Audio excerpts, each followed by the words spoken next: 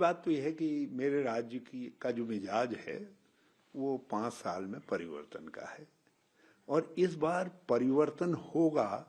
इसके बहुत सारे कारण मौजूद हैं और सबसे बड़ा कारण यह है कि 5 साल डबल इंजन की बड़ी बात हुई, केवल शोर ही शोर सुनाई दिया मगर वो डबल इंजन स्टार्ट नहीं हो पाया। आपने 5 साल में 3 मुख्यमंत्री दे दिए, कोई मुख्यमंत्री परफॉर्मेंस नहीं दिखा पाया।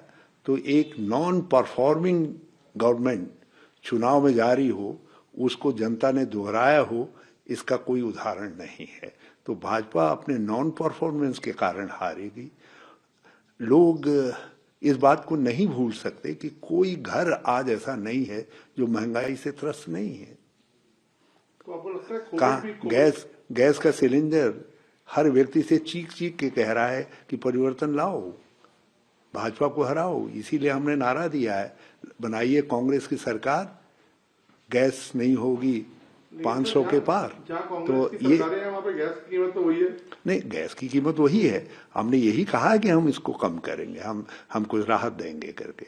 और दूसरी तरफ खाने के तेल की कीमत है, 58 रुपये में मिलता था 1 लीटर तेल, आज लोगों को 200 रुपये में खरीदना पड़ रहा है।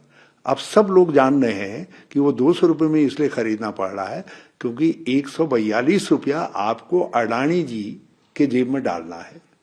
तो अडानी जी मालदार हों, अडवाणी जी, अंबानी जी मालदार हों, आप इसके लिए जनता को गरीब बनाएंगे, उनको लूटेंगे।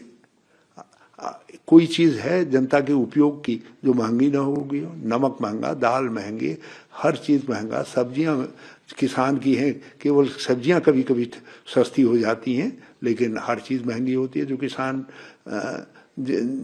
उपभोक्ता के उपभोग की चीजें हैं। तो आपका मेन मुद्दा अब तो पता चला कि जूता भी महंगा हो जाएगा, कपड़े भी महंगे हो जाएंगे। तो महंगाई है, बेरोजगारी है सबसे बड़ी चुनौती। उत्तराखंड जैसे छोटे राज्य में आपने देश में सबसे ज्यादा महंगाई, सबसे ज्यादा बेरोजगारी वाला प्रदेश बना करके रख दिया है।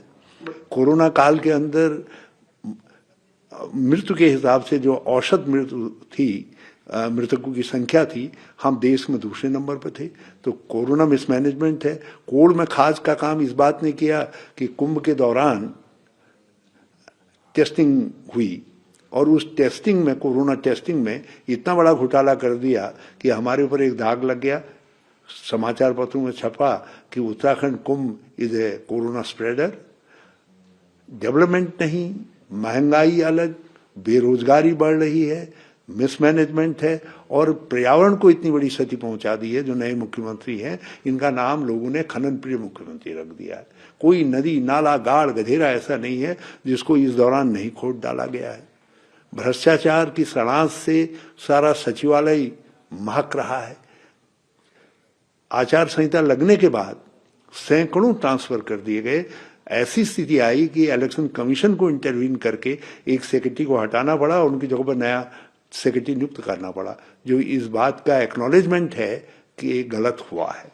तो ऐसी सरकार को बदलने के अलावा उत्तराखंड की जनता के पास कोई दूसरा विकल्प तो है ही नहीं। तो बदलाव होगा और बदलाव के बाद, क्योंकि हमारा जो ट्रैक रिकॉर्ड है, वो ट्रैक रिकॉर्ड चीख चीख करके कहता है कि लोग विकल्प के रूप में कांग्रेस को लाएंगे। सर, लेकिन वो कहते हैं कि हमने तो अच्छे बहुत प्रोग्रेस करी है, एम्स बनाए हैं और वहाँ पर जो मंदिर परिसर है वो बेहतर बनाए हैं और दूसरे रोजगार पैदा करे हैं। तो उनका क्लेम तो कुछ और है। हाँ, एक काम जरूर किया है उन्होंने। जिस मंदिर परिसर की ये जिक्र करते हैं उसमें सारे काम कांग्रेस ने करवाए, एक नया काम नहीं करवा पाए। हाँ, एक नया उदाहरण जरूर साबित किया इन्होंने। उस कांग्रेस की सरकार के समय में जो काम हुए थे, उन पर जो शिलापट लगे हुए थे, जिनमें कांग्रेस के समय के नेतागणों, जिनमें इनके पार्टी में जो लोग चले गए थे उनके नाम भी थे, लेकिन आपने उन शिलापटों को बदल करके किसी एक व्यक्ति विशेष का नाम लिख दिया, उन शिलापटों को तोड़ डाला गया। तो ये काम एक अनहोना काम है जो इनके कार्यकाल में हुआ। बाकी कोई ऐसा काम नहीं है जो बताया जाए। जो काम हुए वो कांग्रेस के समय में इनिशिएट हुए, जैसे 4 धाम यात्रा सुधार मार्ग है, इसका लोस टोटन समारोह की अध्यक्षता मैंने की थी, प्रधानमंत्री जी ने लोस्टोटन किया था, तो इसका मतलब है हमारे समय में इनिशिएट हुआ, हमने शुरू करवाया।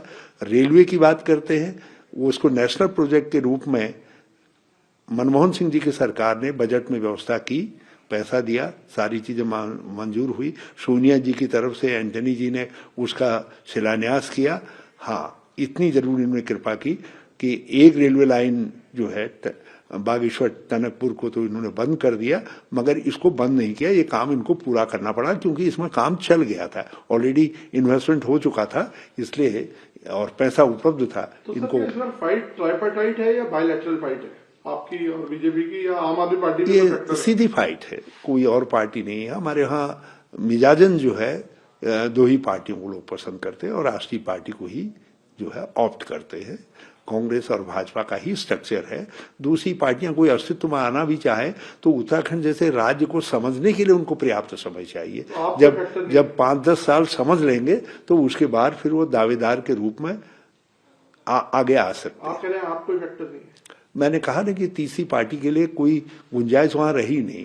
जो पार्टियां पहले से भी थी वो धीरे धीरे सब साफ हो गई, और यहां तक कि यूकेडी जिसका इतिहास संघर्ष का रहा, उसको भी लोगों ने इतिहास के बस्ते में डालने की तरफ धकेल दिया है।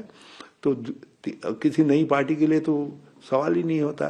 कोई दिल्ली नहीं है जहां लोग घूमते हुए आए